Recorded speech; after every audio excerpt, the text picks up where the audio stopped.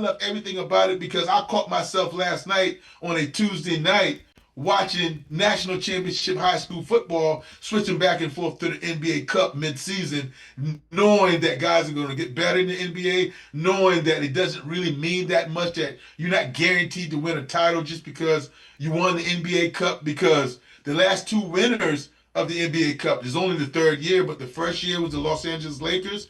They got ousted in the first round. Last year was the Milwaukee Bucks. They got ousted in the first round. So it really doesn't mean anything as far as the end of the season. But it was good TV, good television, highly competitive between the San Antonio Spurs and the New York Knicks. Big body Brunson, Carl Anthony Towns, uh, Anunoby, Mikal Bridges. There was some high level basketball played with a high level, very few turnovers. So it was fun to watch. Very fun to watch.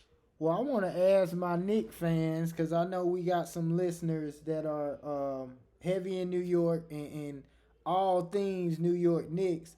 Is this a sign of things to come? Do you think this is the year the Knicks break the curse and they actually go into the finals? You went to the Eastern Conference Finals last year.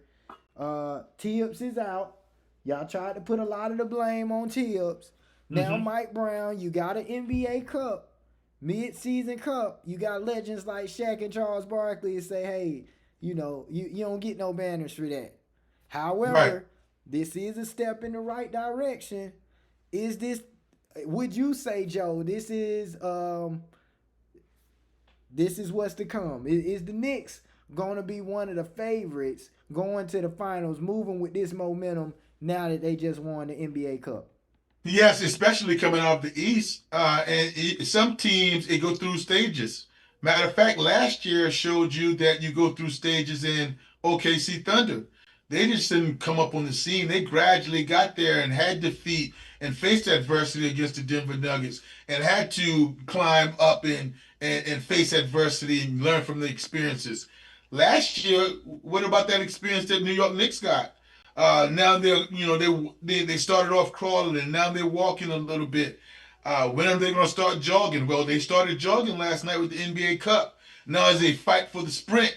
And let's be clear: are you going to give Mike Brown a break? Are you going to give him the benefit of the doubt to be the first year taking over this team? Or are you expecting a championship in the first year? So those New York Knickerbocker fans now, they're the real deal. They probably want championship or bust.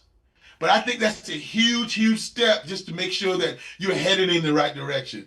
And that's a good team, well orchestrated. The roster's put together the right way with Josh Hart and those guys maybe coming off the bench some games. He starts some games. You got Mitchell Robinson protecting the rim and rebounding. Rebounder, yep. Carl Anthony Towns doing his dance. So that's a good orchestrated team. And when you look at the East, the biggest threat in the East is a very, very formidable but young team in the Detroit Pistons.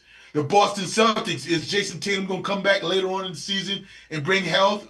Because Jason Brown and Derek White, those guys are being surprisingly keeping Boston afloat. Uh, what about the Cavs and Donovan Mitchell?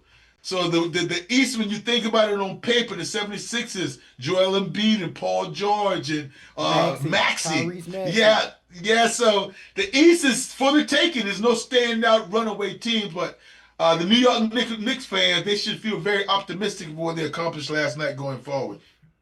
Well, that's all we got for this episode. I love it. We gonna spoke a little bit about the quarterback shuffle